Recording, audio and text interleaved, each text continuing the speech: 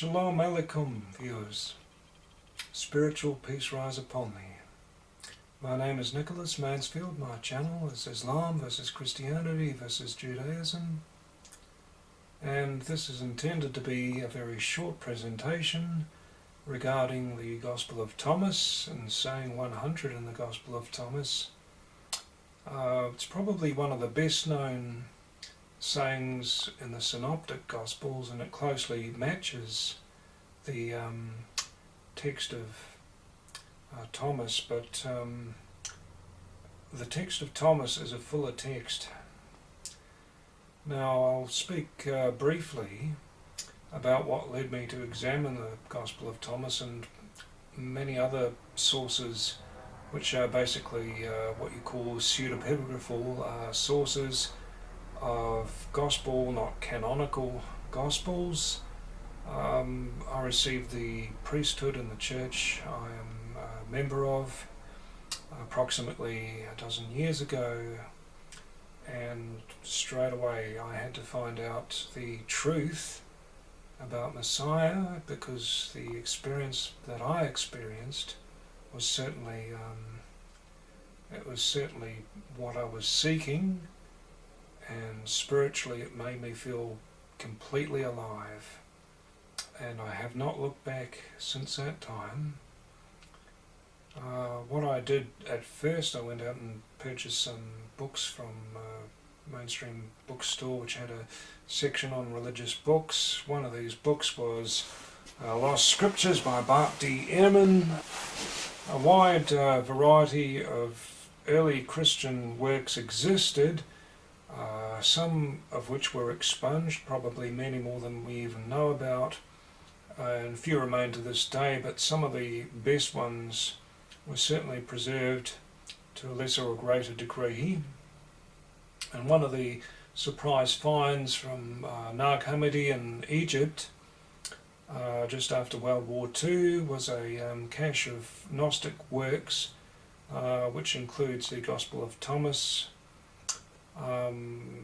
There's another minor source in Greek for the Gospel of Thomas, but basically there is very little that we know about its development.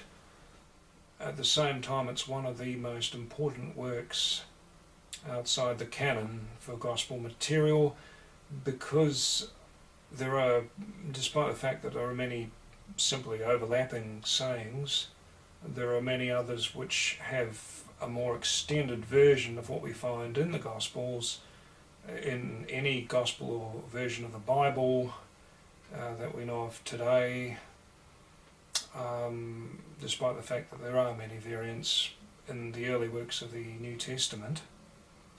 Now, saying 100, I'll read briefly from an early draft of my own work on the Gospel, which has since been revised quite a bit.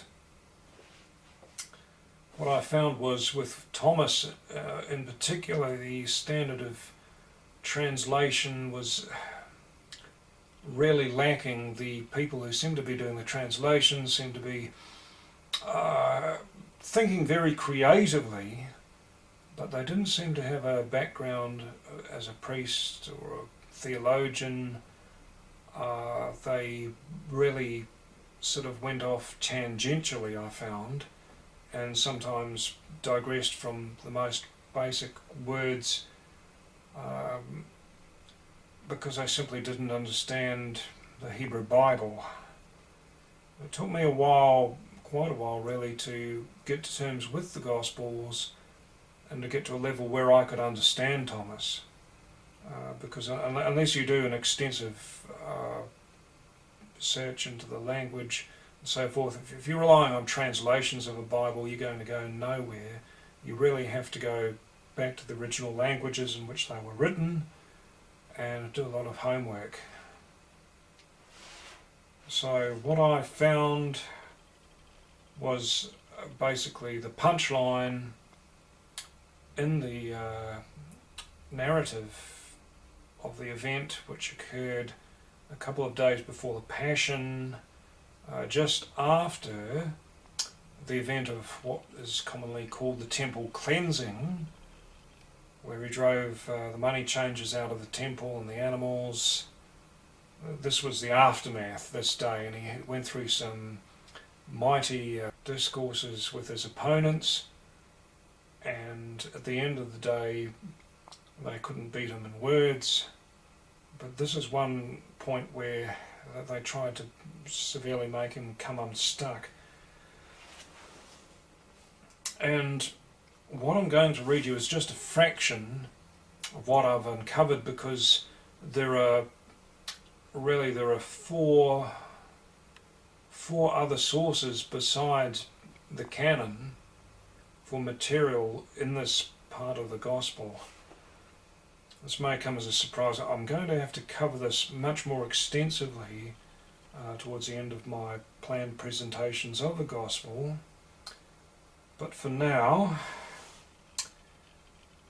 the background is a point in time where the two major religious factions, the Pharisees or Pharushim, and the Sadducees, the Sadducees, and moreover the Herodian faction of the Sadducees, they're trying to set Jesus, Yeshua ben Miriam, they're trying to set him up for a fall, and they've come up with the most clever, ingenious way to do this.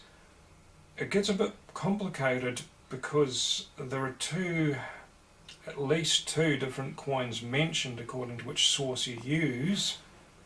I'm not going to get into that aspect of the narrative at this point. It's going to take up too much time, and I need to really revise some of these things again to make sure they are 100%, because in the early stage I was relying on the translations of other scholars before I obtained an interlinear version of Coptic Thomas. And this is what I started relying on, as well as some leading scholars such as April D. de Koning, in terms of interpreting some of the more difficult pieces of Thomas. They came to Yeshua and began rigorously testing him, declaring to him, "Rabbi, Yeshua, we perceive that you are true, correct in your words and teachings, and in truth you teach the way of God. You care not about anyone, for you do not look to your own standing, holding no partiality in the face of men. We know that you have come from God, for the things that you do render a testimony that is beyond the summation of the prophets. And tell us what seems to you right, lawful for us, to give a census tax to Caesar or not." Now, they possessed a lot of audacity in light of the events of the previous day in the temple cleansing, but they then exhibited a coin to Yeshua, saying to him, "Caesar's men demand taxes from us. Is it right to pay the kings those things that pertain to their rule? Should we pay up or not pay up?" Yeshua perceived their cunning. He became irate and said to them, "Why call me teacher with your mouth, and you do not listen to what I am saying? Why are you trying me, you hypocrites? Exhibit it. You bring forth to me the coinage of the tax, so that I may discern it." They brought to him a coin. Now I suppose he pointed a finger, and he said to them, "Whose image and superscription is upon this?" They answered, saying to him, "A Caesar." Yeshua answered, declaring to them, "Then render unto Caesar that which is of Caesar, and that of God render unto God."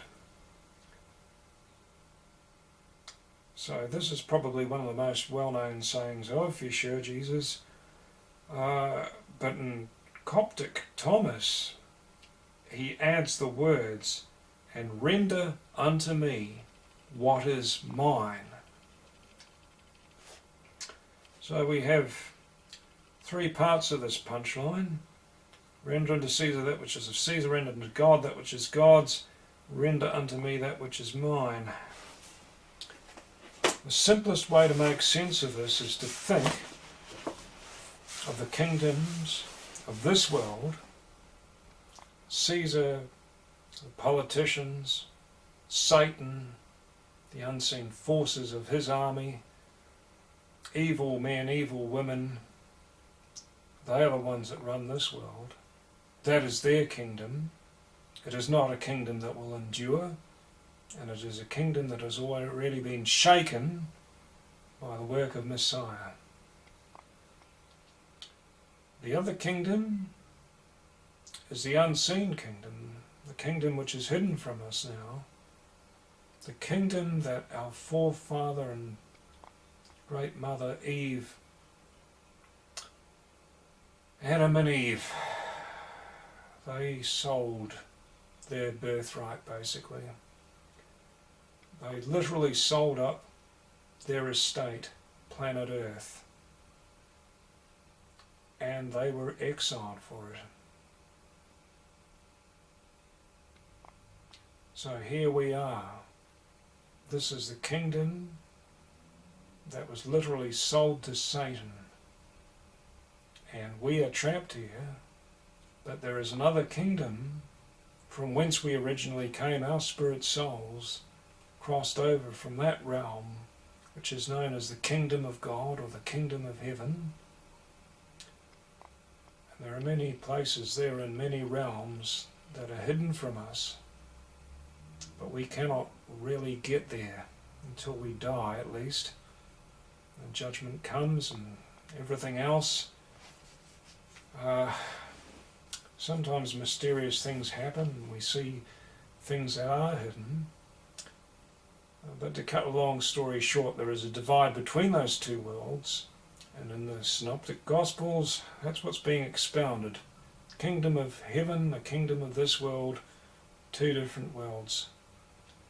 But then Yeshua says, render unto me that which is mine. And to conclude, he was talking about the kingdom of heaven on earth. That is the kingdom that he came to proclaim, as well as the kingdom of God, and to denounce the kingdom of this world. When he said, my kingdom is not of this world, that is what he meant. God rules heaven.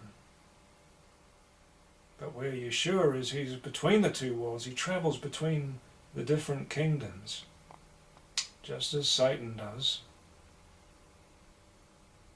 And Yeshua is the one who brought us the kingdom of heaven on earth, and it is up to us to find him, to be his disciples, and to look to fulfilling that promise, because the kingdom of heaven can be felt in this world.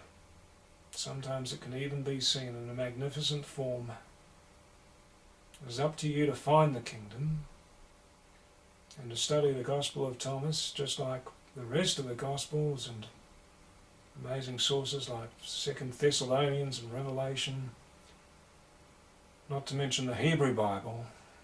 These things will truly open your eyes.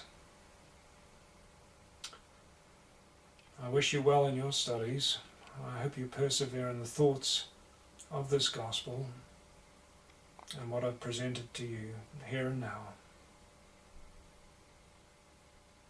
In the name of Jehovah God, the God of Israel, the God of this world, in the name of Messiah, HaMashiach Yeshua, Amen.